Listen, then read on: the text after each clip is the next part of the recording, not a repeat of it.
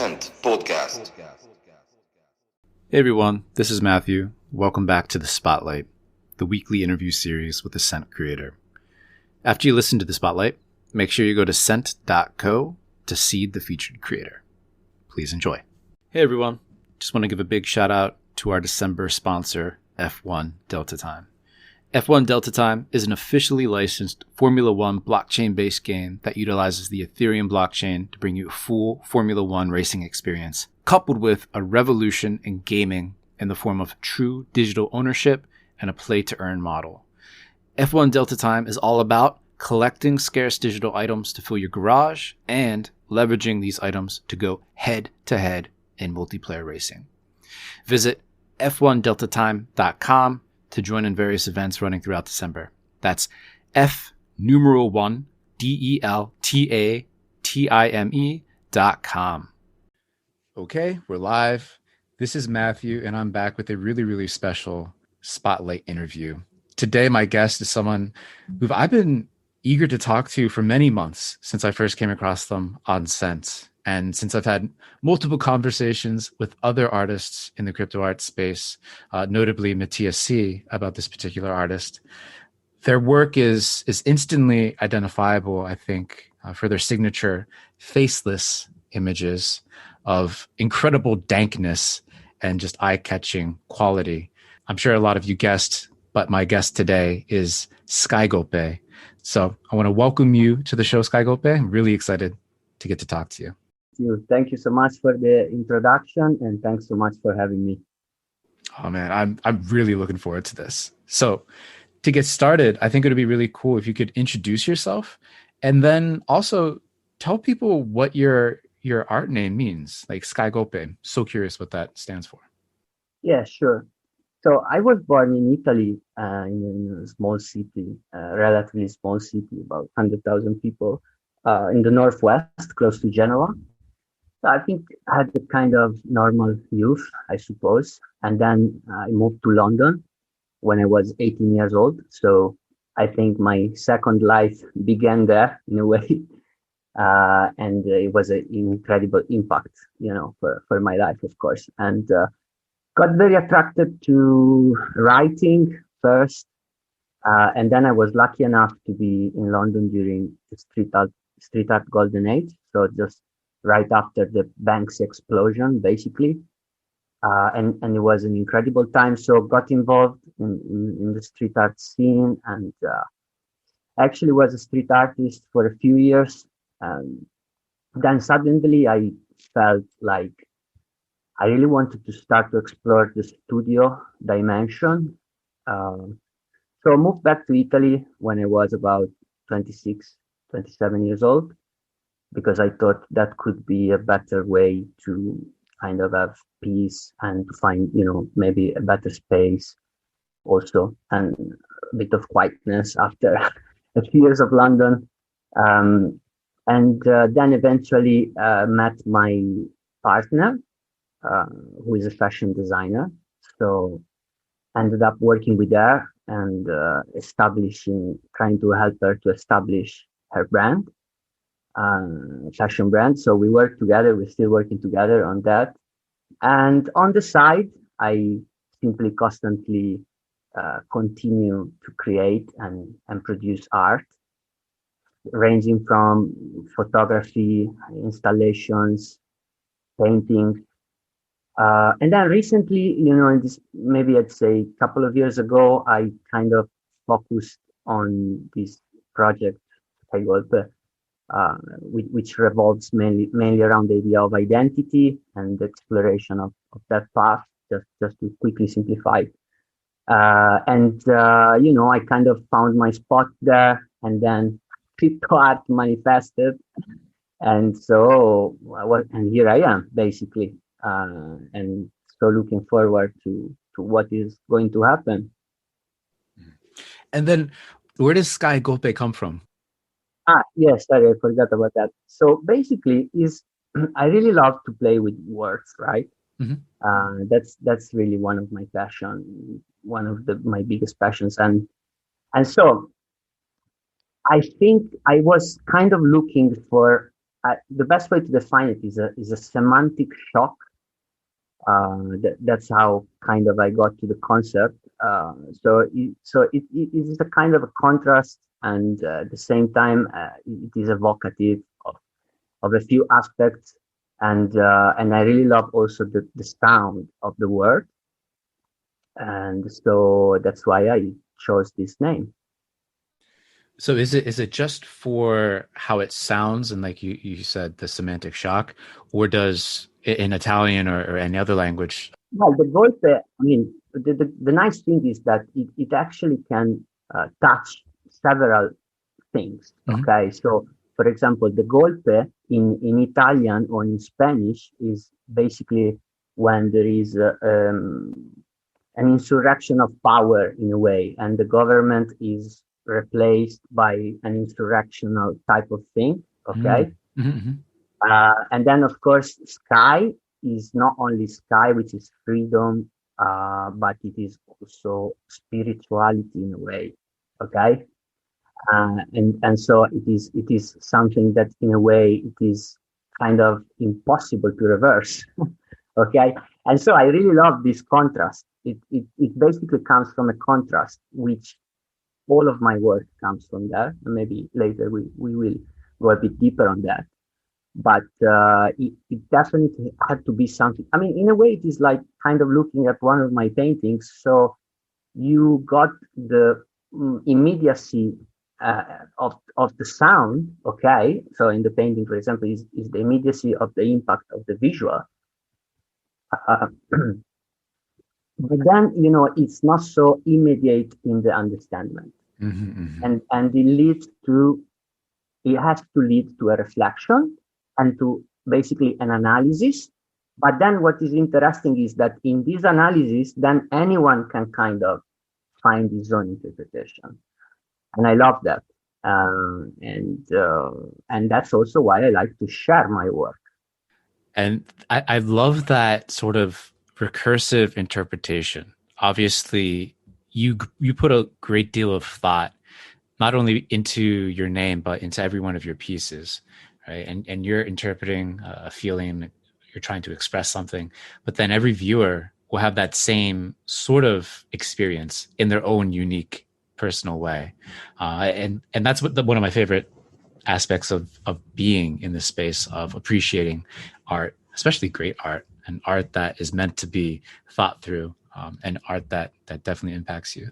And well, you mentioned this in your background, and I had heard this before in passing when I tuned into your exhibition, your gallery exhibition in Somnium Space, when you mentioned that you had been in London during the golden age of street art.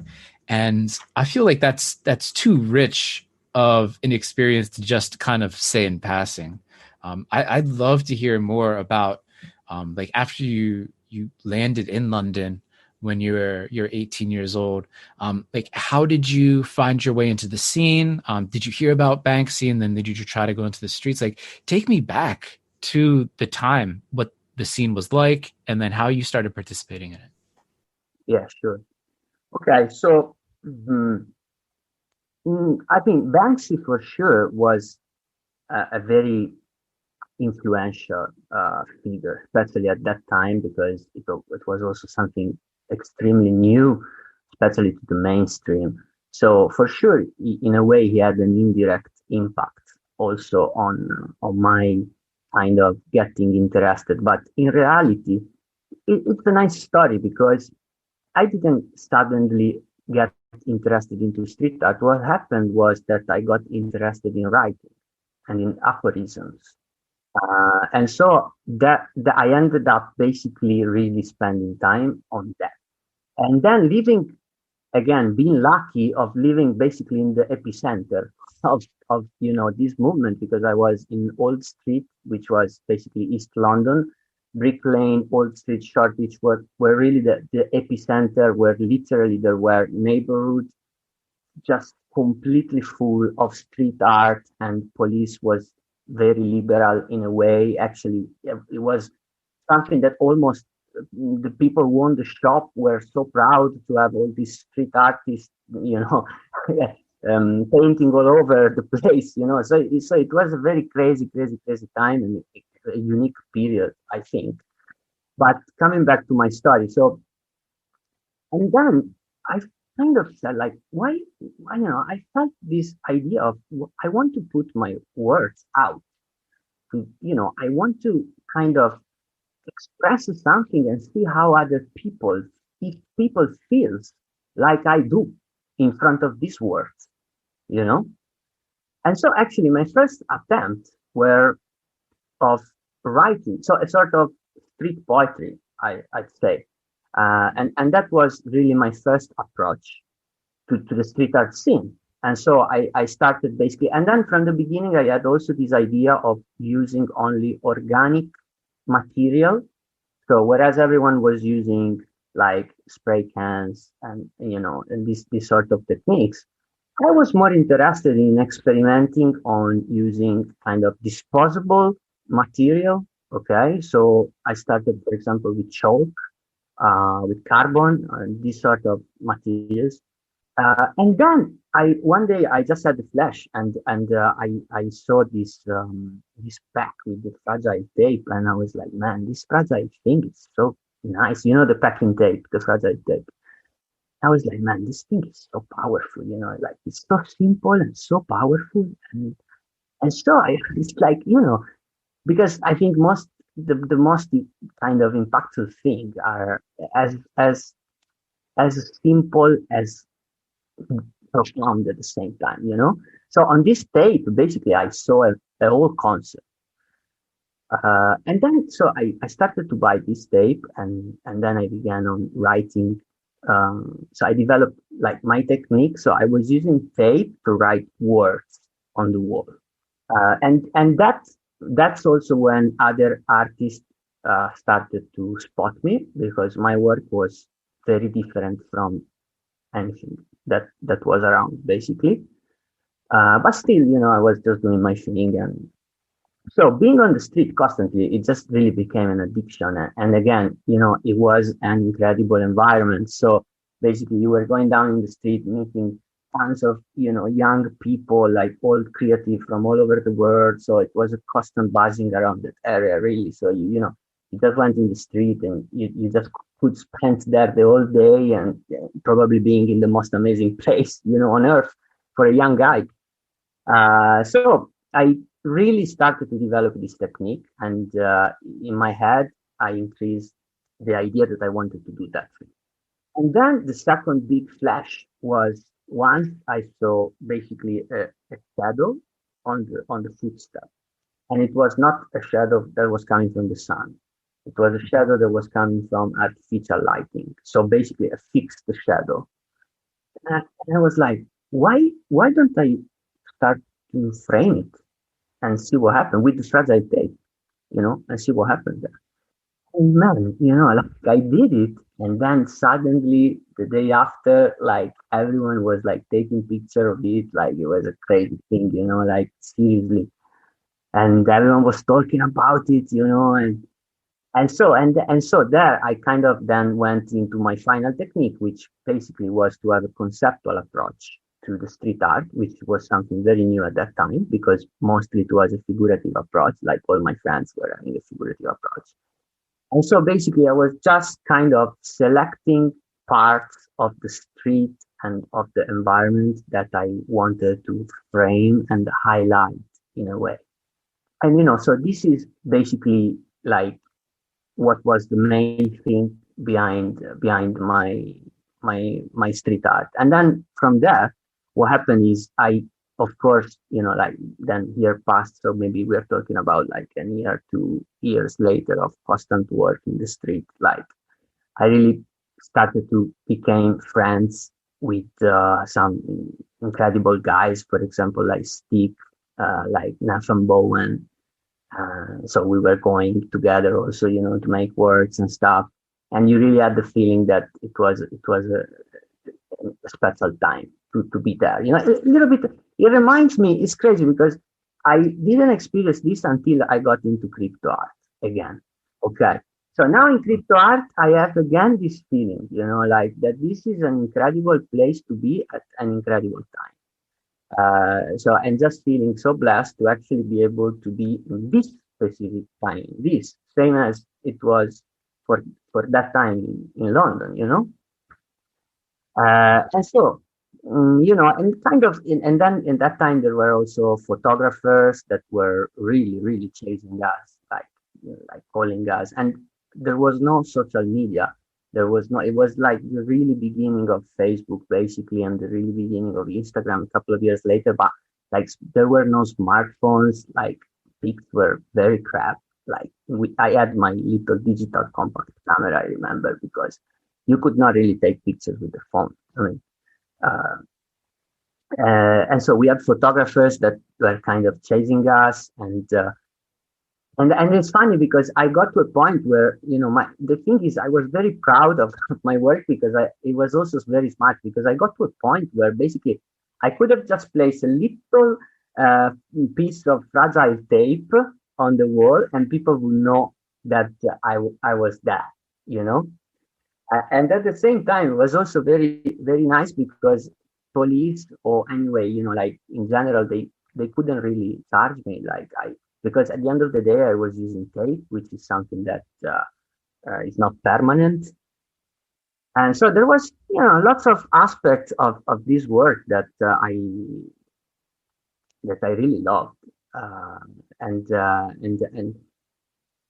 since day one, I consider myself honestly more a conceptual artist, even though now I kind of shifted into painting, but still, I don't chase the technique, but I kind of try to use the tools that I have to express the concept. So it doesn't necessarily have to be dictated by the technique that I use.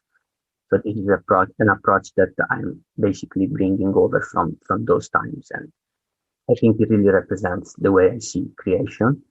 But then, like I was very young, and so very rebellious in a way. Like we were not caring so much even about the safe part of it. It was just really a fun time, and like when you're young and you have a rock band or something like that. You know, you just do it for the fun. And but then, again, like, so the problem is I was so fascinated by the concept of art. And the reason why I got attracted by art is not because I never did any art school, any painting class, nothing, not at all. The reason why I got attracted to art is basically for the philosophy that I kind of, um, saw inside the concept of art. So for me, art is the only thing that can contradict itself without losing its core meaning. And so that's why I think it is the best representation of reality because everything is based on contradiction, basically. Maybe later we can expand that. But basically, I studied also art.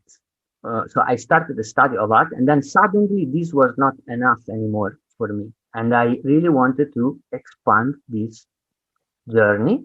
Okay. So I didn't want to stop my journey into doing this, even if I was enjoying it or whatever. But I said, no, okay, now I want to change and I'm still young in a way. So, even maybe if I could have done that forever, it doesn't matter. But I want to put myself in a position again of learning and starting from zero. And I wanted the studio simply, I simply wanted to try to bring my vision to the studio after 4 years of street, basically. And that's how I then decided to move forward. That makes a lot of sense. And one of the questions I was going to ask you, specifically about your street art period, was what part of that chapter of your creative journey did you keep, and do you still keep? And it seems like it's that conceptual approach that you're mentioning, and using the materials that you have at hand on the work. Is there anything else that kind of sticks with you from that period of street art, in the creations that you are putting out today? For sure, because I was very inspired also from the visual part, and I was really liking all my friends, like, and so I kind of kept also this. in a way, mood also of playing with symbols and elements and society. And I really relate to that. And also, I think that street art movement was kind of inspired also by sort of a kind of a punk approach to the creation, and also a confrontational way to the spectator as well. So with no kind of easy truth, you know. And yeah, I definitely kept that. So that's why, for example, in part of my production, which is the light punk portraits, I really love to play also, and I think that's probably the part that is more influenced from my past, in a way, in the street art, because I genuinely love all that aesthetic as well, and some works are so brilliant, so smart, and so yeah, I definitely also love that kind of visual aesthetic. The next subject I really wanted to touch on was, I know you mentioned a few years ago you began your project or your experiment on identity, playing with the faceless images, and there's something so striking about having like a silhouette of an upper torso, of a head, of a face without having the face, that just it catches the viewer. And I'm trying to think like why it's so striking. And I mean, I'd studied a little bit of like Chinese art, classical art in Asia, and empty spaces are really, really central and prominent aspects. And it all carries its own meaning, and a lot of it has to do with what the viewer kind of imports into that space. They see what they see. They make that Mm-hmm. interpretation. Yeah. But I'm wondering if you could walk us through sort of the genesis of that, of your experiment in identity with these faceless figures. Sure. I mean, quickly reply to your part of your question is like, I think it really also depends on the intent of the artist and the attitude of the artist,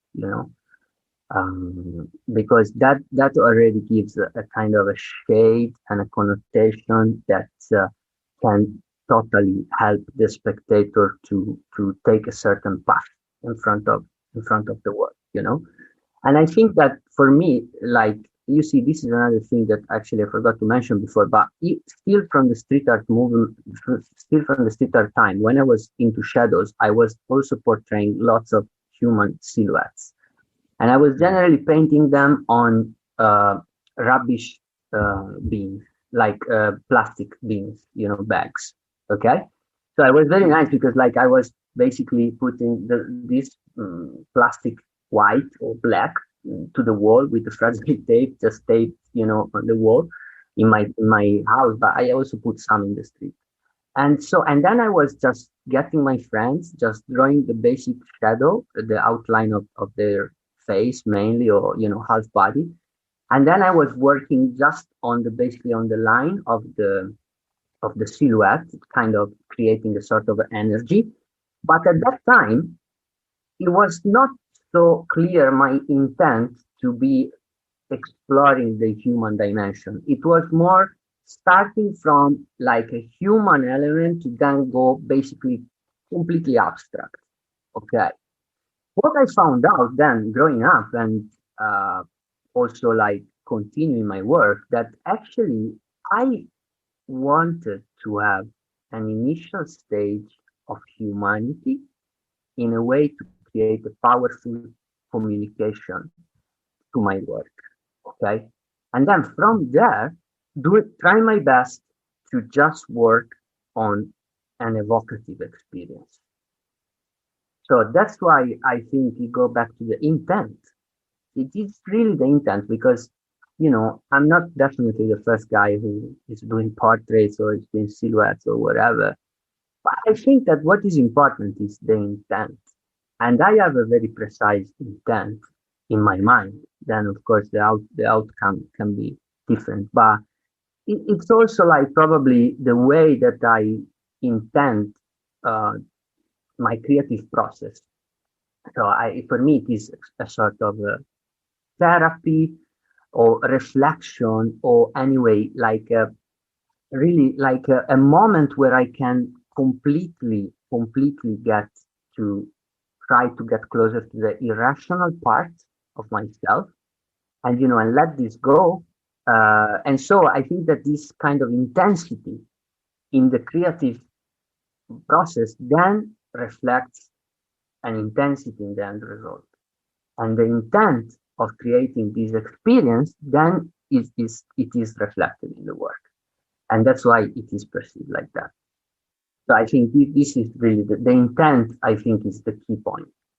About that intent, I'm wondering, because you are so thoughtful going into a work, if you could kind of walk us through how you conceive of a work, what your process is to put and complete a work. So, for example, selfishly, because this is the piece that I collected of yours, Wi-Fi Riot.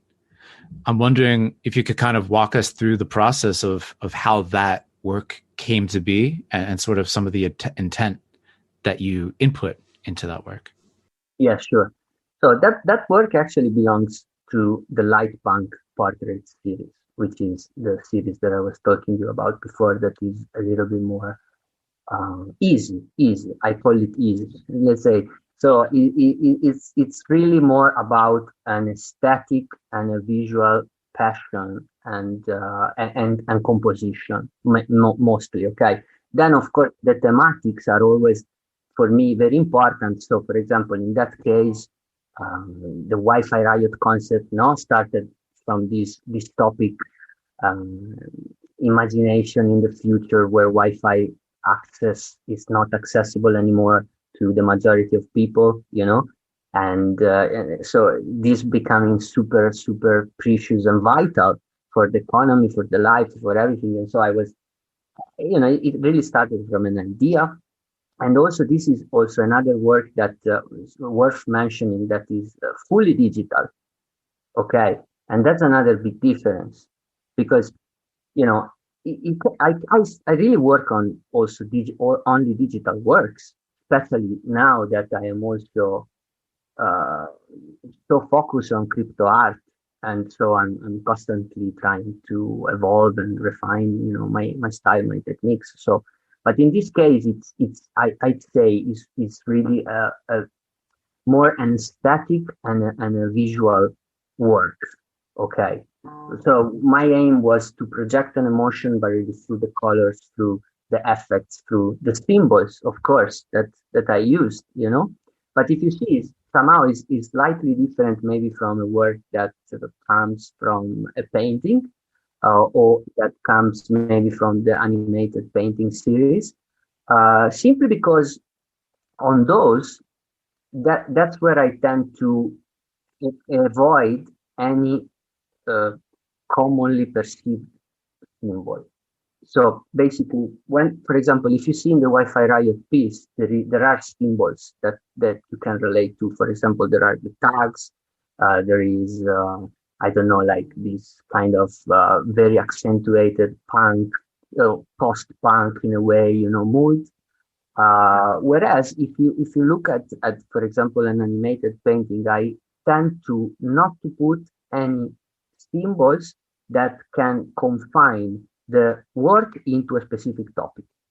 So whereas on the Wi-Fi Riot there is a topic, there is a theme, there is a story. So it's more a narrative work, which I do both. I love both, is because I love writing. So for me, it's very natural to actually also maybe starting from the story and so on. But this was also to give you a difference between the type of works that I'm doing. So whereas the Wi-Fi Riot piece, it's really about telling a story, okay? In other words, like for example, the animated painting is about for the spectators to kind of create the interpretation, and I try to be as abstract in a way as possible, not maybe in the technique, but really in the intent. That totally clarifies, obviously, the differences between some of your pieces, either being more abstract or being more thematic or focused on a specific intent. Yeah. So the Wi-Fi is a more thematic work, like most of the light punk portraits. So it's where also And I also is where I touch, for example, a little bit more of a socio-economic kind of elements in a way. Okay.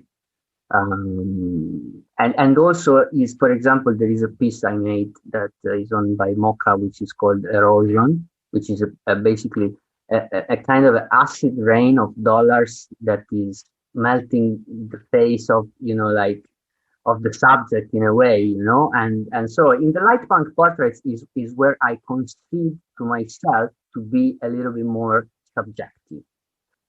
Whereas in the other part of my work, I love to try to be as objective as possible. I love that. I love digging into these subtle differences that folks may miss if they just kind of scroll through. But if they take a few extra seconds or minutes to look through, then these concrete distinctions really become manifest. And we're talking about a lot of the work that you have tokenized. You have become one of the hotter crypto artists, if I can say so, on the scene for good reason. But I'm curious, and I've only spoken about this a little bit with Matthias C, about how you kind of came to find crypto art and your journey into it. So I think it would be great to talk about that. Sure. Yeah, I have to thank my love for alternativism, because because like in basically in 2019, 2019, I kind of got interested to cryptocurrencies. So first Bitcoin as everyone, and then digging a little bit more, and I just was very interested about like what is this like, because everyone is talking about this in a way, my friends also, but they're like, yeah, it's a scam, blah blah blah, and so I decided to kind of start to dig myself into it. And the more I was digging, the more I was getting excited, and I was like, wow, man, this is amazing. It's like, this is new. Like, I was really amazed by basically the freshness of this. I don't want to get too political, and honestly, I don't think that having an opinion is an easy matter. I was just very attracted by really the freshness and the difference, the alternativism of a new system.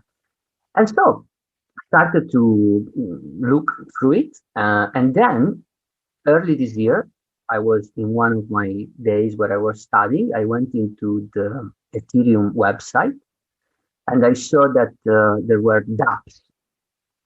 And then in the dApps, I saw Cent. And then I went into Cent. So I clicked into the Cent. There was a link from Ethereum website to the Cent app, to the Cent website.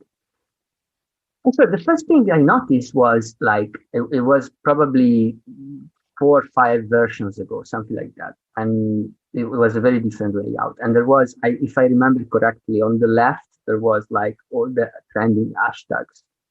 And then I saw like the first hashtag was crypto. And I stopped for a second. I was like, crypto art? What is this, man? I'm like, what? And I was like so damn curious, like I was like, Mamma mia, what is this? And so I started like just a quick research, like what I could find. Like back then, there was not really much out, honestly. I mean, there were a few things, but kind of more in the technical side in a way. So I didn't understand basically nothing in first place. And so then I saw that basically this super rare name was popping, left and center. So I just went to see their website, and then I remember I filled the Discord, and then or the Telegram group, maybe the Telegram, and then from there I saw like I think Fabiello, who is an Italian artist, and I say hi to him. He basically said something that like he was Italian, okay. So I wrote to him and I was like, "Hi, ciao, nice to meet you. I'm an Italian artist. I'm so curious." And he was like, "Yeah, come to Telegram to the Cryptoart Italia group. You can ask people that you can meet there." And then there, I was so lucky that basically, I just watch a bit what was about, and then I decided to make my move. And I was like, "Hey guys, I'm just planning, maybe thinking to tokenize something. And then Mattia C, he really like, he was so kind, and he was like, yeah, what is like, and then he wrote me in private and was like, yeah, do you need help? And I was like, yeah, look, this is the things I'm doing. He was like, yeah, call me. And then, from there, like honestly, I immediately clicked with Mattia, because we share, I mean, we are kind of opposite in a way, but we really share the love for concept. And I could spot this right away in his work, and in his way of seeing the logic of reality. And then that's it. From there, basically, I really started a relationship with him, like a friend relationship, like, just, sending messages and stuff. And he was like, yeah, your stuff is really good. So he really helped me in this initial stage. Uh, and then, so it felt really natural for me to because we were really developing a friendship in the meantime, and I think Mattia C is a true artist. That's what I really love about him. Like, he gets excited for experimentation every day. Like, the guy is really an experimental artist. Like, and his mind is obsessed, and my mind is obsessed as well for the things. So we kind of understand each other. Uh, and so it felt natural for me to ask him if he wanted to make maybe my first release to be a collab with him, also because he already was a very established artist in the space, and I really saw it as something really important for me. And I was so happy that he was very excited about it. And then what I noticed is that most of the pieces at that time in the crypto art, I mean, like, curation was not something. But when I say curation, I'm not talking about galleries or stuff. I'm just talking about, like, really, creating a good concept, a good description, a good, sense to the whole thing. And I noticed that thing was a bit lacking. So I really spent and took my time to make something meaningful in the concept, in the visual, in everything. And then, since we launched, then it was basically the first success. And from there, luckily, I kept progressing and learning the game, and the markets and stuff, and so basically this is the story. No, that's great. And I love how there's a few things. First of all, Matthias C. Can't say enough amazing things about him. I mean, the way that he approaches each of his projects as this like experimentation, and seeing what he can do next, or how he can push the bounds of what he's learned from the prior experiments. When I first talked to him about, I was blown away by how scientific his approach is. Exactly. It's really unbelievable. But then going back to sort of that high level takeaway of where the crypto art scene was sort of like lacking in that more refined curated approach on the artist part. I think that was a great observation, and I think it's really helpful to show again, like other artists who may or may not be in the space, what a more refined or curated approach could be to displaying, to tokenizing work, because we're all kind of like learning from one another. And then I know you mentioned your collaboration with Matthias C, and then recently you had an amazing collaboration titled Free Speech with the super talented Gary Cartilage, aka Troy Fitzpatrick, aka Lazarus 2571. And I'm just wondering if you could maybe elaborate on some of your other collaborations, or dig it down into one of your favorite collaborations to date. I think it would be a really cool conversation. Yeah, sure. Yeah, starting from Gary, he was really one of the first artists that impacted me when I joined the space, and I always look at his work, and I always found it so smart and elegant. And so it was an incredible pleasure for me to have the chance, to make this collab with him. But overall, I'm really challenging myself in a way. I started this idea in my mind that I really want to make as collaboration as possible with all the artists that I love. So it is a kind of a mission for me.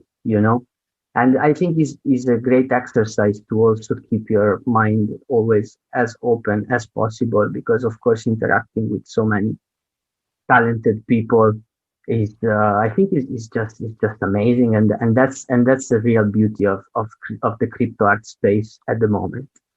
Uh, and so I really want to serve this energy, that is so vital. So yeah, I made a few collaborations with a bunch of artists that I love, starting from Matthias C, of course, and Dad Lou, who is another incredibly talented Italian artist.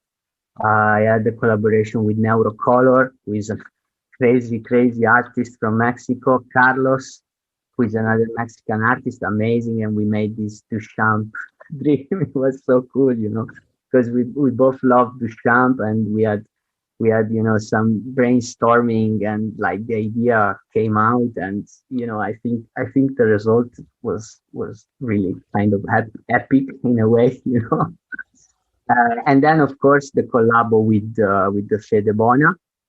I really love his taste, his aesthetic. He's so young, but at the same time, his style is already so vivid, and so I really want to carry on with this practice as much as I can, and just try to make as many collaborations as possible, because I think that's the real beauty, honestly.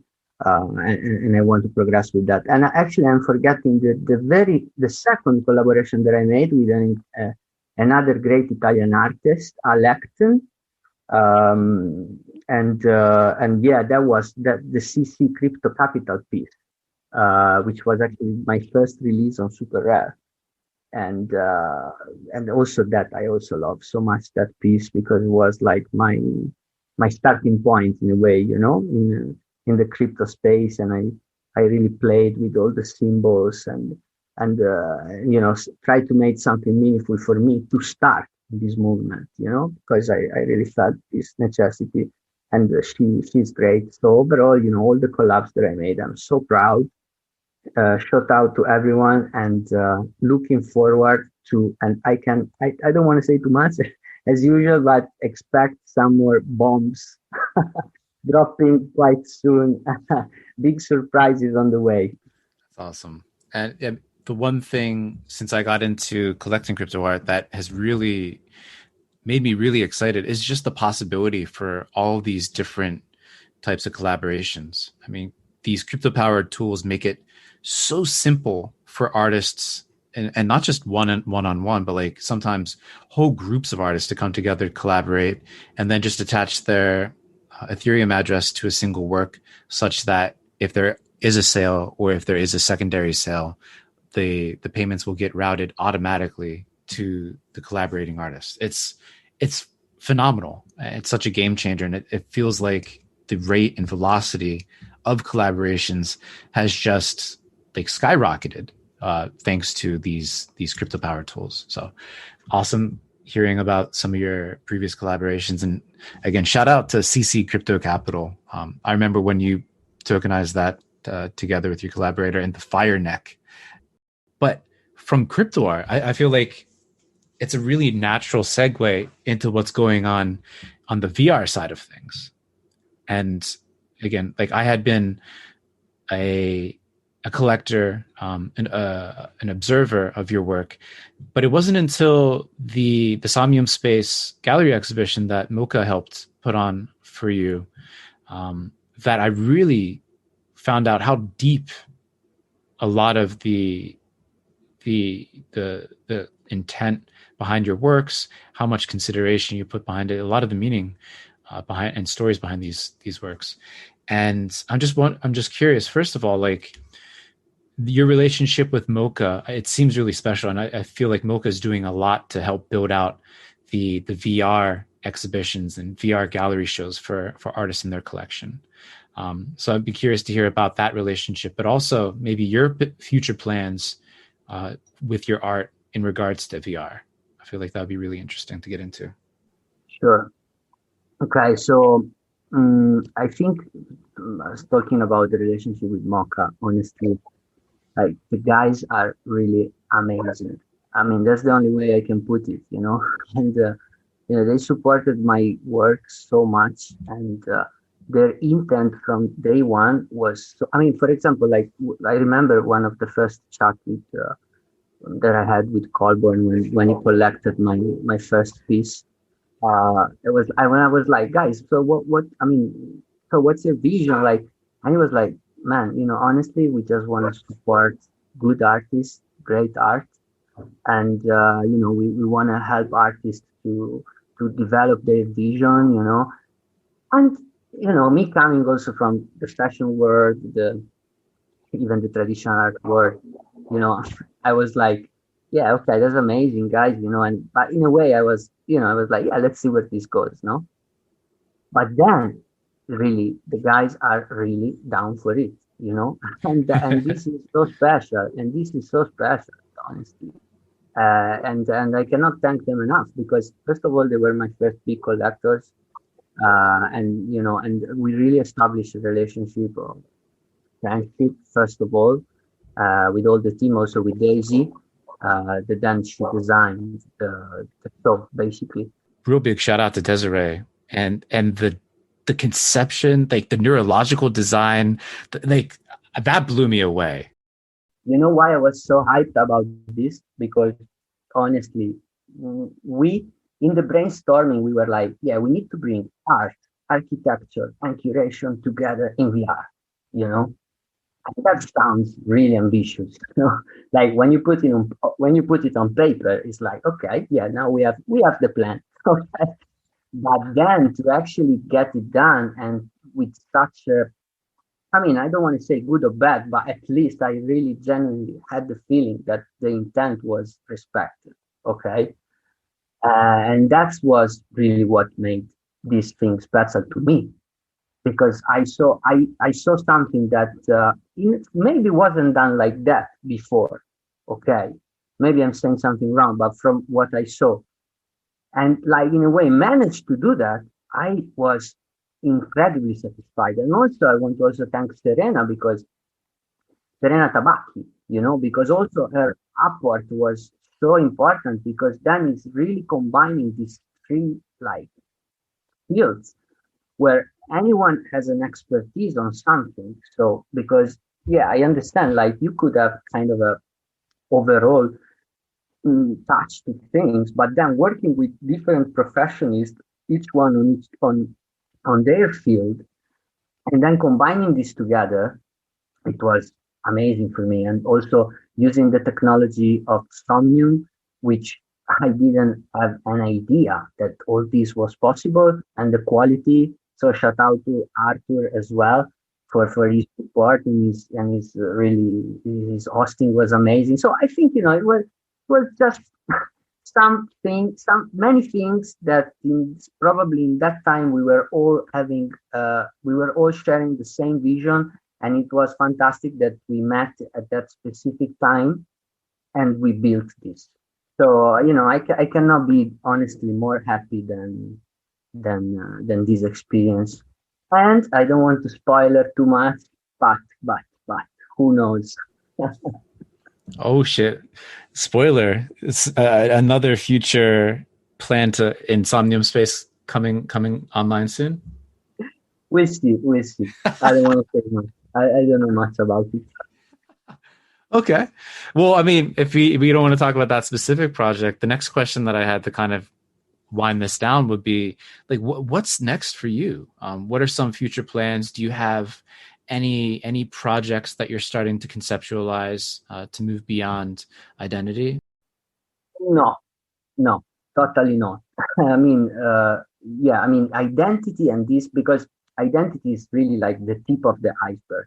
Is is what I say to give like maybe a quick kind of, a quick identification of what my work could revolve around. But in reality, it's the tip of the iceberg. Because my work is based mainly on the, I mean, like the fact that existence is based on constant contradictions, and that humans are made of contradictions, and the dualism of reality, and relativism, and then the clash between a needed individualistic way of seeing reality, okay, but at the same time, like maybe taking the time to analyze reality and see how all this is an illusion.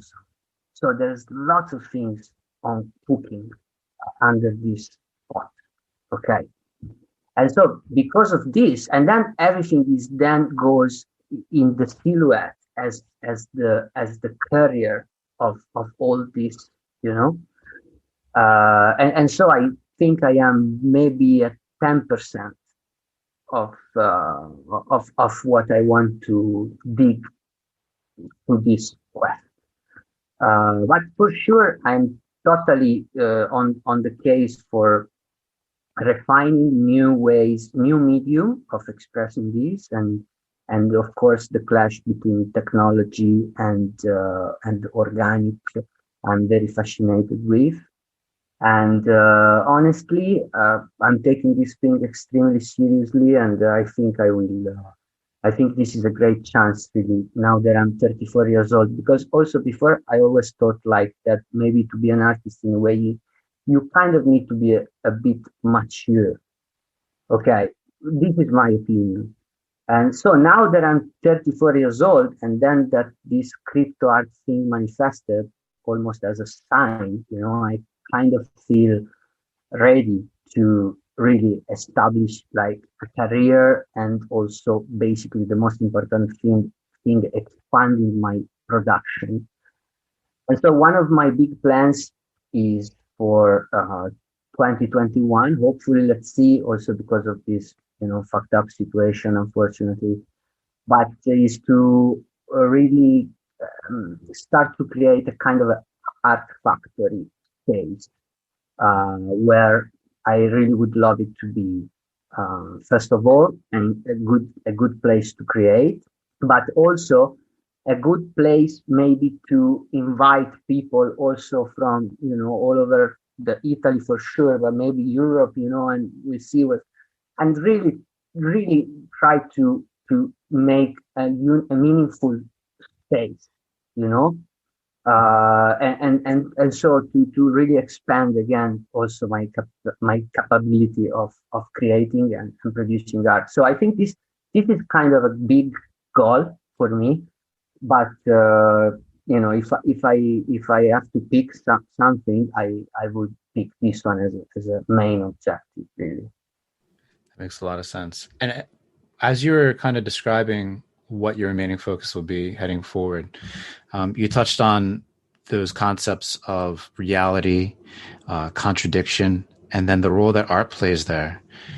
And I would love to kind of hear more about that, because I feel like we touch upon it, we kind of go by as we're talking about other topics. But I'd love to hear you kind of go off on that and take me down the rabbit hole of those concepts and where art falls in and the expression of them. Okay, so as you were saying now, just sticking to your question, is like, yeah, what's the role of art? Art, as I told you, has this tool that it can transform, so it can touch really any side, and without any attachment. Okay, and this gives to it, in my opinion, a unique property that can tell us about anything. Because then instead, if we go to the human side of things, okay, at least from what I could experience in my life, I think that we are made of our convictions, and we desperately need to have a plot in our mind, or at least let's not call it a plot, but some opinions that we want to stick to it and feel attached to them. Okay. But then, if then you really start to think and analyze if this could be a good way to approach unknown or what you don't know, well, in my opinion, it's not. I mean, it could be even wiser to say that it's maybe to go a bit Socratic, but of like knowing that you basically don't know. Okay.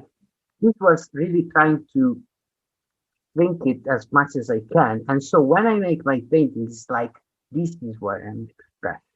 Okay. It's like, yeah, I know we need individualism. I know we need it. Of course, I'm not stupid. Okay. But at the same time, if we stop and listen, when I say individualism, I'm not talking about taking advantage or looking to your interest. No, it's deeper than that. Individualism can be also behind helping someone else. Okay. It's not like the static concept of individualism. It's like basically the necessity to find a meaning to your actions. Okay. Because the illogic and the surreal is all over us constantly. Sometimes I'm like, how we cannot realize that? Or I mean, how can we pretend that this is not the case? You know? And so all these reflections that are part of my work, because then digging in different layers and layers and layers and layers, and every layer contradicts the previous layer, because this is also how science works, for example. You know, it's through contradiction, but because we need contradiction, otherwise we cannot find truth. But truth cannot be permanent. And that's why so with my work, I really try to express this feeling. So, and another way I have to call it is uh, heroic pessimism in a way. Heroic or erotic? Heroic, like hero, like from hero. Because I think in a way, again, we need power, and again, it's not the power as a common. Is power is also the act of working, the act of eating. That is power to its essence.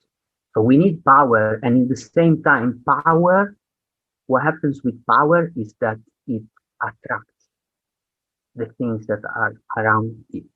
But then, how can we divide the dimension of what is essential to what is right? And so, in this also, my influences, of course, they are existentialism. So, ranging from maybe Nietzsche was a very impactful philosopher for me. Schopenhauer was another very impactful philosopher for me. Because it's just a philosophy basically, Matthew, you know, and I think I belong to this kind of philosophy, the philosophy of, in a way, analyzing the state of existence of the human being and raising the questions and trying to give answers, but at the same time I'm also happy to portray these questions. I'm happy if when I know that I touch that I with my that staring at my work I've touched uh, one of these chords.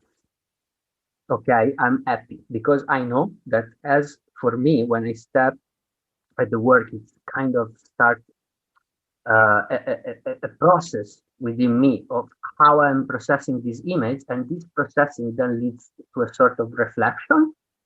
And I'm sure that it also happens for other people, because when it happens for me, it happens for other people too.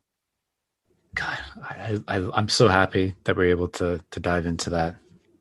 That's so fascinating. I can't wait to go back and re-listen to that. I feel like there's so much depth of thought to that. And for sure, there will be some contradiction.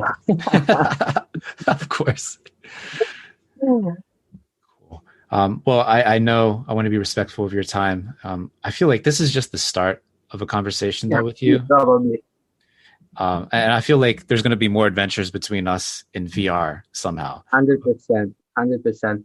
And as I was telling you in private, Matthew, like, congrats, because in my opinion, hands down, you have the best voice and the best kind of, speaker ways. Listen to you is so calmly, I mean, it gives you peace. And I really enjoyed every of your conversation, and your voice is just incredible, in my opinion.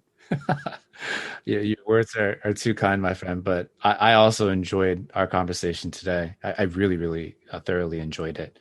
And I'm really looking forward to all your creations, all your creative pursuits heading forward. So I wish you nothing but the best and keep on creating. Thank you so much, and thanks for listening, and see you soon. Hey, everyone. Just want to give a big shout out to our December sponsor, F1 Delta Time.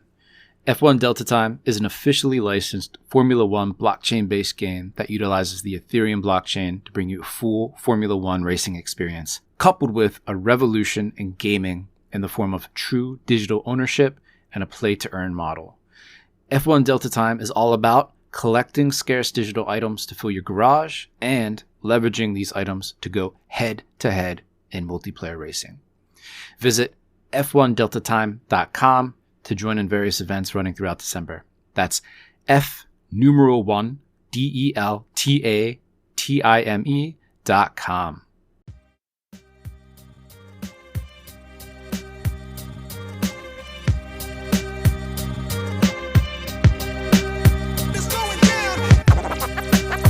Send podcast.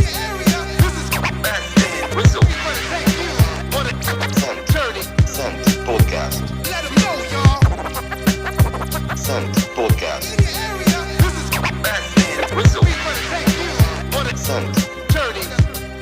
Send podcast.